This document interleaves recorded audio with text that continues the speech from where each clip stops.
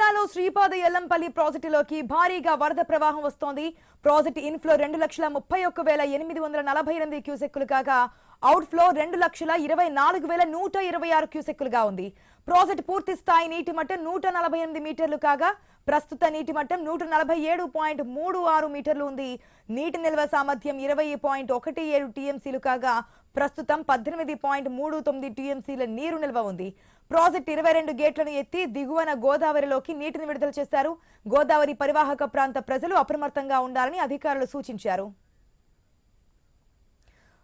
Right, దీనికి సంబంధించి updates మా ప్రతినిధి శ్రీనివాస్ ద్వారా తెలుసుకుందాం. శ్రీనివాస్, మనం చూస్తున్నాం ఏదైతే ప్రాజెక్టు పూర్తి స్థాయి నీటి మట్టం కూడా 148 మీటర్లకు చేరుకున్నట్టు తెలుస్తోంది. డీటెయిల్స్ ఏంటి?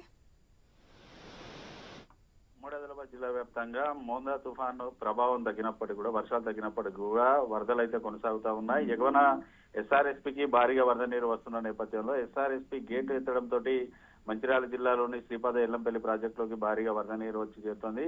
ప్రాజెక్టు పూర్తి స్థాయి నీటి మట్టం 148 మీటర్లుగాను ప్రస్తుతానికి 147.36 మీటర్లుగాను అయితే ఉంది. ప్రాజెక్టు నీటి సామర్థ్యం 20.1754 టీఎంసీలు కాగా ప్రస్తుతానికి 18.3972 టీఎంసీలుగా ఉంది. ప్రాజెక్టులోకి ఇన్ఫ్లోగా 2,31,848 క్యూసెక్ల వరద నీరు వస్తున్న నేపథ్యంలో ఇటు ఇరిగేషన్ అధికారులు ప్రాజెక్టుకు సంబంధించిన 22 గేట్లను అయితే ఎత్తి దిగువన గోదావరిలోకి 2,24,126 క్యూసెక్ల వరద నీటిని అయితే దిగువన గోదావరిలోకి వదిలారు. గోదావరి పరివాహక ప్రాంత ప్రజలు అప్రమత్తంగా ఉండాలంటూ అధికారులు సూచనలు అయితే చేస్తున్నారు. ఇప్పటికే గత 4 రోజుల నుంచి కురుస్తున్న వర్షాలకు తోడు నిన్నటి నుంచి కూడా మోందా తుఫాన్ ప్రభావంతో కురుస్తున్న వర్షాలతో అయితే భారీగా ఉమ్మడి ఆదిలాబాద్ జిల్లా వ్యాప్తంగా రైతాంగం అయితే పంటలను అయితే నష్టమైపోయింది. చేతికొచ్చినటువంటి వరి, సోయా, పత్తి, మొక్కజొన్న పంటలు పూర్తిగా ఇటు వరద నీటిలో తడవడం, నేల వాలడంతో అయితే దాదాపుగా ఉమ్మడి ఆదిలాబాద్ జిల్లా వ్యాప్తంగా 30 నుంచి 40 వేల ఎకరాలకు పైచిలకు పంట నష్టం వాటిల్గానైతే వ్యవసాయ శాఖ అధికారులు అయితే ప్రాథమికంగానైతే అంచనా వేశారు. ఇటు రైతుల వద్ద నుంచి అయితే ఒకటే డిమాండ్ వినిపిస్తోంది. దాదాపుగా సోయా పంట చేతికొచ్చి 20 రోజులు అవుతున్నా కూడా సకాలంలో అధికారులు కొనుగోలు సెంటర్లు ఏర్పాటు చేయకపోవడంతో మొక్కజొన్న, సోయా పంటతో పాటు పత్తి పంటను కూడా పూర్తిగా నష్టపోయాం. ఖచ్చితంగా తడిసినటువంటి ప్రతి ఒక్క గింజను కూడా కొనుగోలు చేయాలంటూ రైతులు అయితే డిమాండ్ చేస్తున్న పరిస్థితులు అయితే ఉన్నాయి. మరోవైపు ఇటు వరి పంట పొలాల్లో పూర్తిగా వరి నేల కొరగడంతో అయితే రైతులు అయితే ఆందోళన చెందుతున్నారు.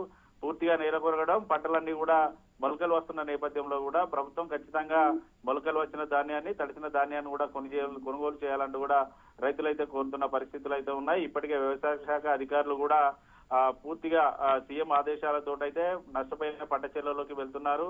ఇటు పంట నష్టం కూడా అంచనా వేస్తున్న పరిస్థితులు అయితే ఉన్నాయి. దాదాపుగా గత 2 నెలల నుంచి కూడా ఉమ్మడి ఆదిలాబాద్ జిల్లా వ్యాప్తంగా విస్తారంగా వర్షాలు కురుస్తున్నాయి. అత్యధికంగా వర్షాలు కురవడంతో అయితే పంటలు అయితే నష్టపోయిన సందర్భాలు ఇటు ఉమ్మడి ఆదిలాబాద్ జిల్లా వ్యాప్తంగా ఉన్నాయి. ఖచ్చితంగా ప్రతి ఒక్క రైతుకు కూడా నష్టపరిహారం ఇచ్చి ఆదుకోవాలంటూ కూడా వారైతే కోరుతున్నారు. ఇటు వ్యవసాయ శాఖ మంత్రి ఇప్పటికే పంట నష్టపోయిన రైతులకు ఎకరాకు 10,000 ఇస్తామని చెప్పినప్పుడు కూడా ఆ 10,000 తాముకు పెట్టిన పెట్టుబడికి ఎక్కడికి కూడా సరిపోవు. ఖచ్చితంగా పెట్టుబడి ఇటు నష్టపోయిన పంట కూడా సాయం కింద మరికొంత అమౌంట్ కూడా పెంచాలంటూ ప్రతిపక్ష పార్టీల నుంచి కానీ రైతుల నుంచి కూడా వినిపిస్తున్న పరిస్థితులు అయితే ఉన్నాయి. ఓవరాల్ గా ఉమ్మడి ఆదిలాబాద్ జిల్లా వ్యాప్తంగా అయితే వర్షాలు తగ్గినప్పుడు కూడా వరదలు అయితే కొనసాగుతున్నాయి. Asha. Right Srinivas, thanks for the update. బులెటిన్లో షార్ట్ బ్రేక్ తీసుకుందాం.